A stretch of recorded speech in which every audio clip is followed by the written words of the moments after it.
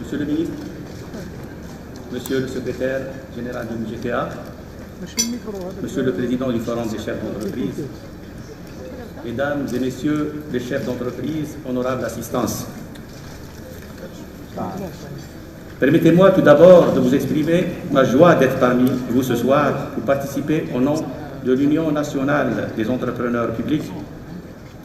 à cette rencontre dédiée à l'emprunt obligataire national pour la croissance économique. Je voudrais à ce propos exprimer ma fraternelle reconnaissance à Monsieur le Président du Forum des chefs d'entreprise, Monsieur le Secrétaire général de la centrale syndicale, ainsi que tous ceux qui ont contribué de près ou de loin à la préparation de cette manifestation qui revêt une importance toute particulière en cette conjoncture caractérisée par les nombreux défis que notre pays se doit d'affronter. La baisse des prix des hydrocarbures a eu comme conséquence une exacerbation des facteurs de vulnérabilité budgétaire et des équilibres tant internes qu'externes du fait de la crise à laquelle se trouve confrontée l'économie nationale. Même si pour l'heure, l'impact de cette baisse des prix du pétrole sur la croissance économique a été limité grâce aux mesures judicieuses et opportunes prises par les pouvoirs publics, il n'en demeure pas moins que les soldes budgétaires et extérieurs se sont détériorés. Le déficit budgétaire a connu une augmentation importante en passant à près de 16% du PIB en 2015 du fait de la baisse drastique de ces recettes générées par les hydrocarbures et donc de la fiscalité pétrolière. L'intérêt de cette manifestation pour laquelle nous sommes rassemblés se trouve dans son concept. Il allie en effet la convivialité de la rencontre avec la gravité du sujet qui consiste à apporter des réponses aux difficultés conjoncturelles que traverse notre économie du fait du recul de ses recettes pétrolières. Ces réponses doivent se faire sur la base des vertus de la mobilisation de l'ensemble des acteurs et de la solidarité qui doit prévaloir particulièrement lors des situations de difficulté. C'est dans cette perspective que ce regroupement convivial doit avant tout être perçu comme un événement rassembleur visant à sensibiliser le large public pour mener la lourde tâche qui consiste à poursuivre sereinement la lutte de la croissance dans l'objectif d'ancrer durablement notre société dans la voie du progrès et de la modernité.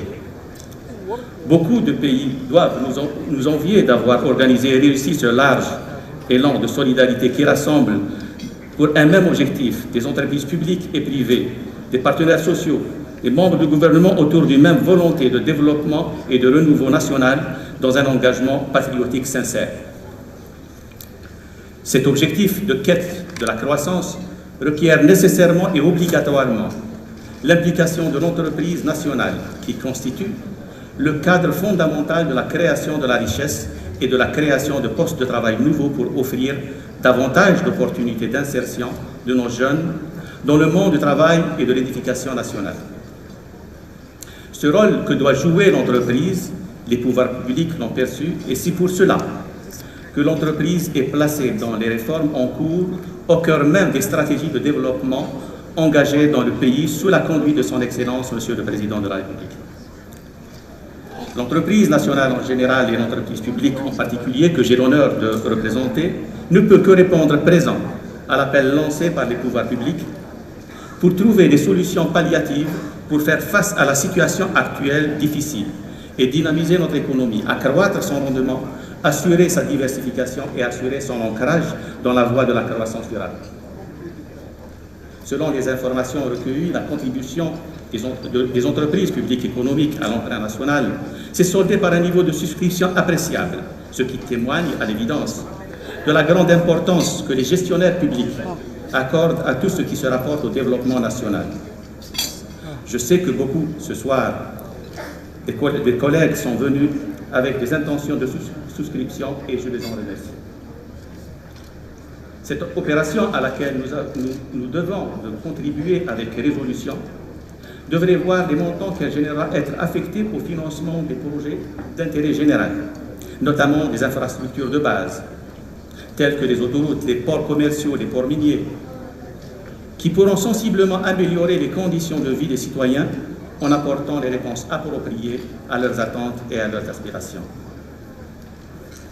D'ailleurs, nous appelons de tous nos voeux la mise en place de mécanismes qui encadreront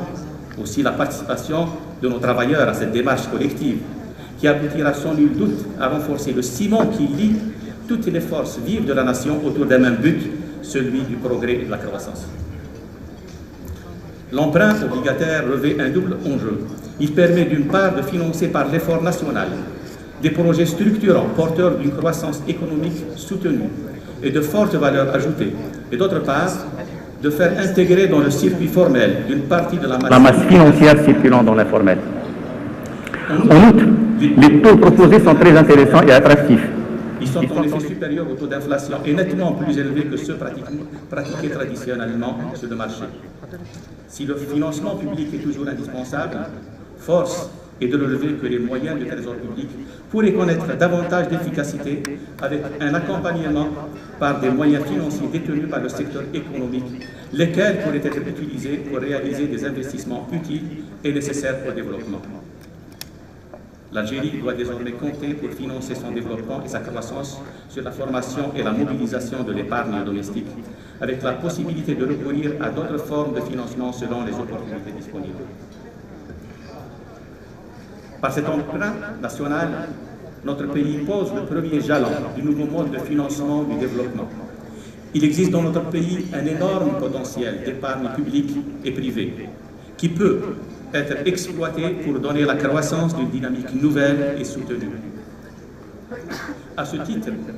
il est clairement entendu que les entreprises nationales, quel que soit leur statut ou le secteur d'activité dans lequel elles évoluent, peuvent et doivent participer avec résolution à cette initiative lancée par les pouvoirs publics. Ceci du fait principalement que la bataille du développement et de la croissance n'est pas du seul ressort des autorités, mais relève du devoir de tous les citoyens et de toutes les institutions du pays. En participant à cette rencontre, j'ai en mémoire ce fantastique élan de solidarité